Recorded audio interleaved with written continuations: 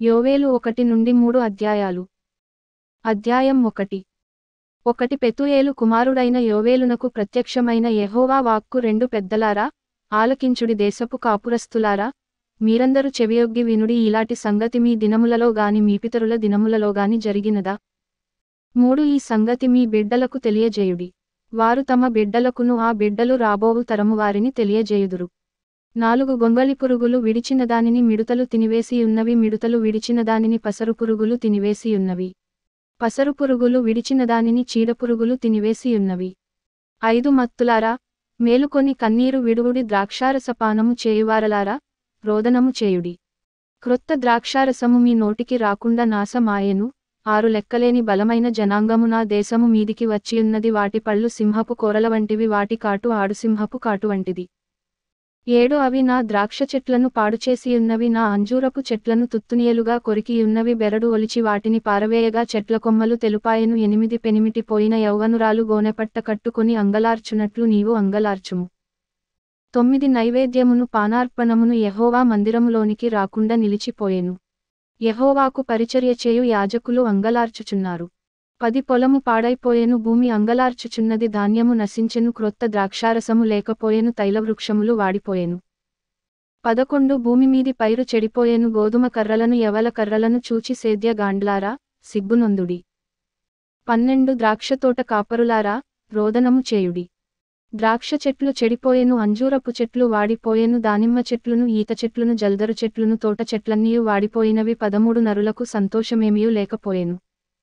యాజకులారా, గోనెపట్ట కట్టుకొని అంగలార్చుడి. బలిపీఠము నొద్ద పరిచర్య చేయువారలారా, రోదనము చేయుడి.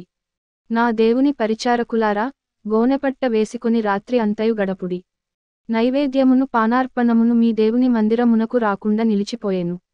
14. ఉపవాసదినము ప్రతిష్ఠించుడి, వ్రతదినము ఏర్పరచుడి. యెహోవాను బతిమాలుకొనుటకై పెద్దలను దేశములోని జనులందరినీ మీ దేవుడైన యెహోవా మందిరములో సమకూర్చుడి.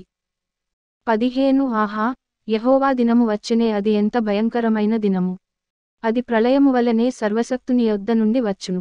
16. మనము చూచుచుండగా మన దేవుని మందిరములో ఇక సంతోషమును ఉత్సవమును నిలిచిపోయెను, మన ఆహారము నాశనమాయెను. 17. విత్తనము మంటిపెడ్డల క్రింద కుళ్ళిపోవుచున్నది, పైరు మాడిపోయినందున ధాన్యపు కొట్లు వట్టి వాయెను, కళ్ళపు కొట్లు నేలపడియున్నవి. 18. మేతలేక పశువులు బహుగా మూల్గుచున్నవి, ఎడ్లు మందలుగా కూడి ఆకలికి అల్లాడుచున్నవి, గొర్రెమందలు చెడిపోవుచున్నవి. 19. అగ్నిచేత అరణ్యములోని మేతస్థలములు కాలిపోయినవి, మంట తోట చెట్లన్నిటిని కాల్చివేసెను. యెహోవా, నీకే నేను మొర్పెట్టుచున్నాను.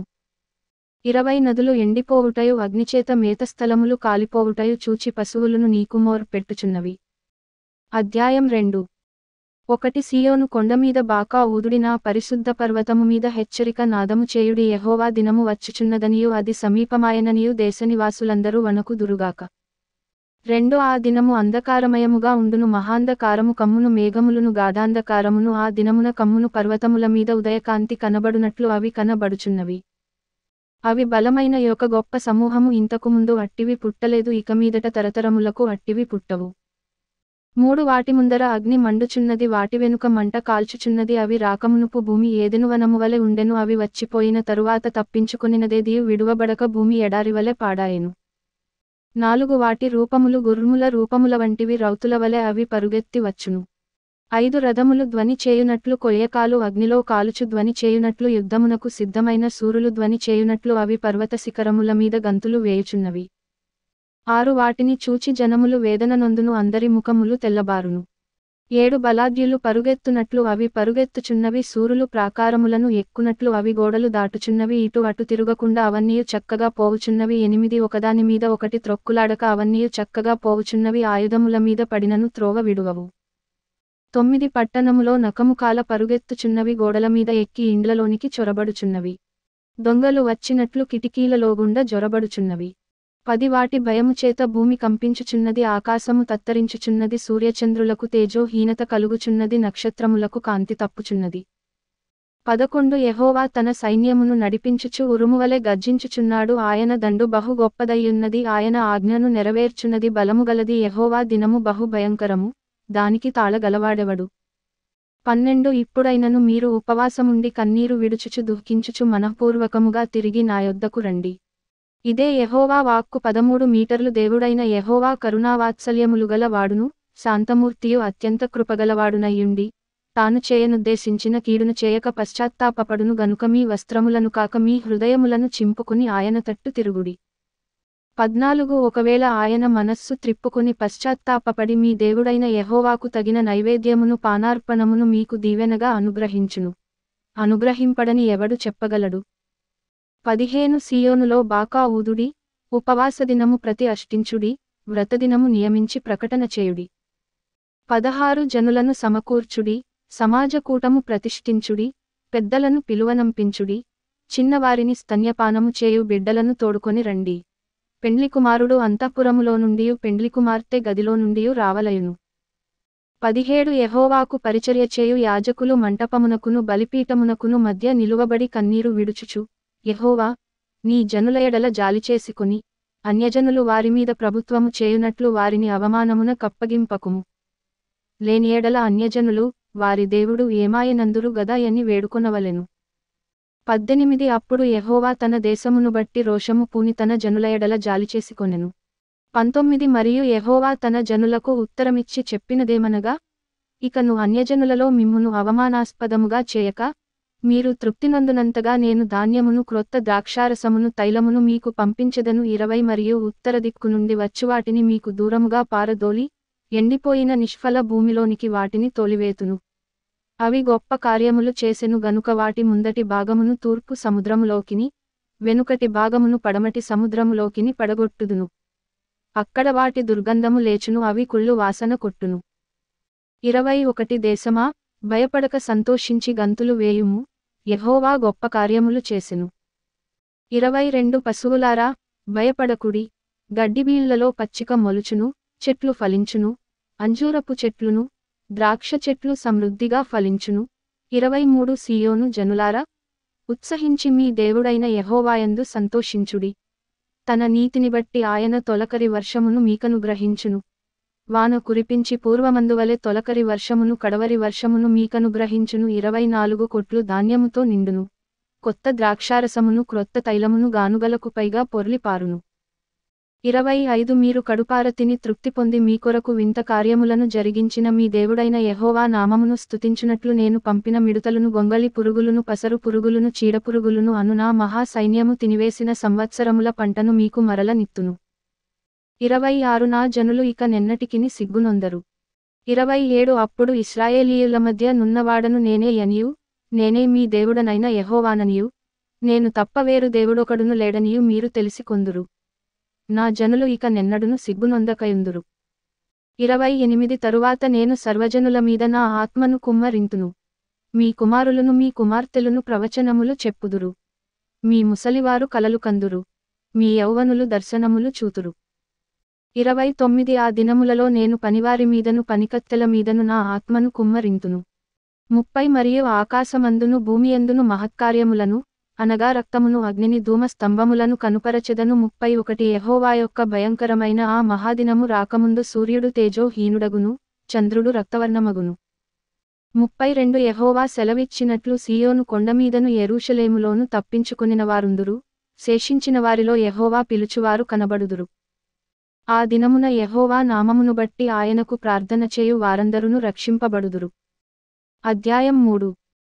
1 ఆ దినములలో, అనగా యూదావారిని యెరూషలేము కాపురస్తులను నేను చెరలో నుండి రప్పించు కాలమున 2 అన్యజనులనందరినీ సమకూర్చి, యెహోషాపాతు లోయలోనికి తోడుకునిపోయి, వారు ఆయా దేశములలోనికి నా స్వాస్థ్యమగు ఇశ్రాయేలీయులను చెదరగొట్టి, నా దేశమును తాము పంచుకొనుటను బట్టి నా జనుల పక్షమున అక్కడ నేను ఆ అన్యజనులతో వ్యాజ్యమాడుదును. 3 వారు నా జనుల మీద చీట్లు వేసి, వేశ్యకు బదులుగా ఒక బాలుని ఇచ్చి ద్రాక్షారసము కొనుటకై ఒక చిన్నదానిని ఇచ్చి త్రాగుచు వచ్చిరి గదా. 4 తూరు పట్టణమా, సీదోను పట్టణమా, ఫిలిష్తీయ ప్రాంత వాసులారా, మీతో నాకు పని ఏమి? నేను చేసిన దానికి మీరు నాకు ప్రతికారము చేయుదురా? మీరు నాకేమైనా చేయుదురా? 5 నా వెండిని నా బంగారమును మీరు పట్టుకొని పోతిరి. నాకు ప్రియమైన మంచి వస్తువులను పట్టుకొని పోయి మీ గుళ్లలో ఉంచుకుంటిరి. 6 యూదావారిని యెరూషలేము పట్టణపు వారిని తమ సరిహద్దులకు దూరముగా నివసింపజేయుటకై మీరు వారిని గ్రేకీయులకు అమ్మివేసితిరి. మీరు చేసిన దానిని బహు త్వరగా మీ నెత్తిమీదికి రప్పించెదను. 7 ఇదిగో మీరు చేసిన దానిని మీ నెత్తిమీదికి రాజేయుదును. మీరు వారిని అమ్మి పంపివేసిన ఆయా స్థలములలో నుండి నేను వారిని రప్పింతును. 8 మీటర్లు కుమారులను కుమార్తెలను యూదావారికి అమ్మివేయింతును. వారు దూరముగా నివసించు జనులైన షెబాయీయులకు వారిని అమ్మివేతురు. యెహోవా సెలవిచ్చిన మాట ఇదే. 9 అన్యజనులకు ఈ సమాచారము ప్రకటన చేయుడి, యుద్ధము ప్రతిష్ఠించుడి, బలాఢ్యులను రేపుడి, యోధులందరూ సిద్ధపడి రావలెను. 10 మీటర్లు కర్రులు చెడగొట్టి ఖడ్గములు చేయుడి, మీ పోటకత్తులు చెడగొట్టి ఈటెలు చేయుడి. బలహీనుడు, నేను బలాఢ్యుడను అనుకొనవలెను. 11 చుట్టుపెట్లనున్న అన్యజనులారా, త్వరపడి రండి, సమకూడి రండి. యెహోవా, నీ పరాక్రమశాలురను ఇక్కడికి తోడుకొని రమ్ము. 12 నలుదిక్కులనున్న అన్యజనులకు తీర్పు తీర్చుటకై నేను యెహోషాపాతు లోయలో ఆసీనుడనగుదును. అన్యజనులు లేచి అచ్చటికి రావలెను. 13 పైరు ముదిరినది, కొడవలి పెట్టి కోయుడి. గానుగ నిండియున్నది, తొట్లు పొర్లి పారుచున్నవి, జనుల దోషము అత్యధికమాయెను, మీరు దిగిరండి. 14 తీర్పు తీర్చు లోయలో రావలసిన యెహోవా దినము వచ్చేయున్నది, తీర్పుకై జనులు గుంపులు గుంపులుగా కూడియున్నారు. 15 సూర్య చంద్రులు తేజోహీనులైరి, నక్షత్రముల కాంతి తప్పిపోయెను. 16 యెహోవా సీయోనులో నుండి గర్జించుచున్నాడు, యెరూషలేములో నుండి తన స్వరము వినబడజేయుచున్నాడు. భూమ్యాకాశములు వణకుచున్నవి. అయితే యెహోవా తన జనులకు ఆశ్రయ మగును, ఇశ్రాయేలీయులకు దుర్గముగా ఉండును. 17 అన్యులికమీదట దానిలో సంచరింపకుండా యెరూషలేము పరిశుద్ధ పట్టణముగా ఉండును. మీ దేవుడనైన యెహోవాను నేనే, నాకు ప్రతిష్ఠితమగు సీయోను పర్వతమందు నివసించుచున్నానని మీరు తెలిసికొందురు. 18 ఆ దినమందు పర్వతములలో నుండి క్రొత్త ద్రాక్షారసము పారును, కొండలలో నుండి పాలు ప్రవహించును. యూదా నదులన్నిటిలో నీళ్లు పారును, నీటి ఊట యెహోవా మందిరములో నుండి ఉబికి పారి షిత్తీము లోయను తడుపును. 19 ఐగుప్తీయులను ఎదోమీయులను యూదావారి మీద బలాత్కారము చేసి తమ తమ దేశములలో నిర్దోషులగు వారికి ప్రాణహాని కలుగజేసిరి గనుక ఐగుప్తు దేశము పాడగును, ఎదోము దేశము నిర్జనమైన ఎడారిగా ఉండును. 20 ఈలాగున నేను ఇంతకుముందు ప్రతికారము చేయని ప్రాణదోషమునకై ప్రతికారము చేయుదును. 21 అయితే యూదాదేశములో నివాసులు నిత్యముందురు, తరతరములకు యెరూషలేము నివాసముగా నుండును, యెహోవా సీయోనులో నివాసిగా వసించును.